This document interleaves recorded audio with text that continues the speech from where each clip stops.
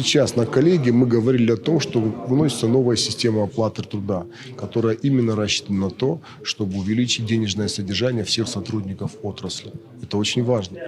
И мы об этом проговорили, что параметры согласованы с Министерством финансов, и пока источник не определен, но думаю, что с середины года эта система уже будет работать.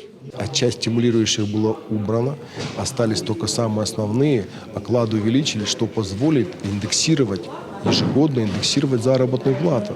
Это очень важно. Средняя заработная плата в отрасли физической культуры и спорта на сегодня в Северной Осетии составляет порядка 24 тысяч. Средняя по экономике на этот год 27 тысяч рублей, и она будет доведена по средней по экономике. Это потребует порядка 50 миллионов рублей только на нашу отрасль.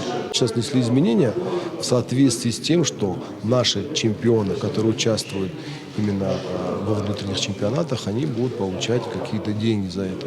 То есть в соответствии с тем, какие изменения были на федеральном уровне, спартакиада лучших предусматривает премирование на уровне чемпионата Европы, соответствующие изменения мы и ввели туда.